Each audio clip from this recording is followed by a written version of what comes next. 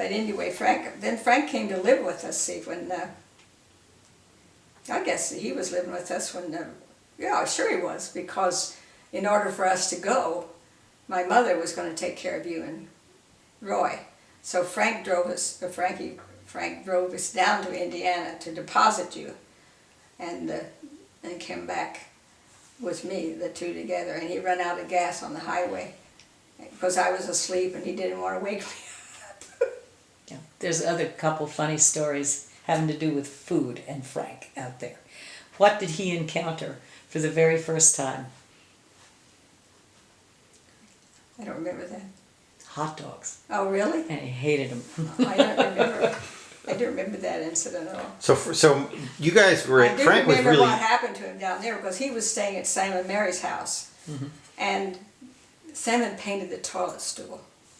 He didn't notice, and he sat down on the stool, came up with a white bump. I never forget that. It was so funny, and that broke the ice for everybody because by that time Frank was able to speak a little more English.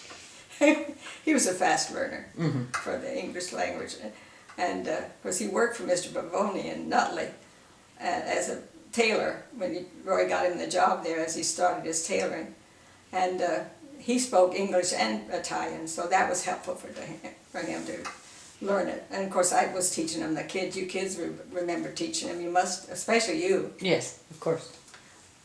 Correcting him when he said the wrong word, the wrong expression or the wrong comment.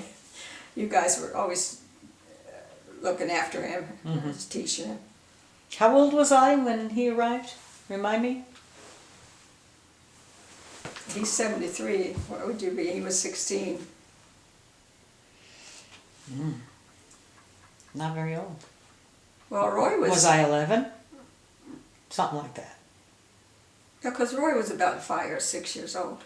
And when we decided to take this trip, because it had been so many years, Frank was at the house and was staying at the house, but you kids we took to Indiana. And then Mother brought you back on the train.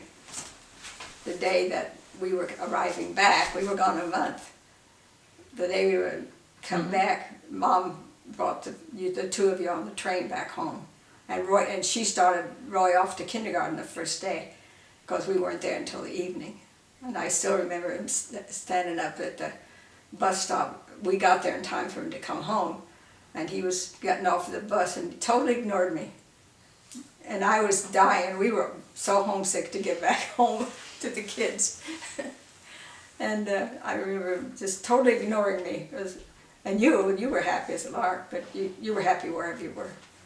You took over at home. They took care of you and pampered you and cared for you.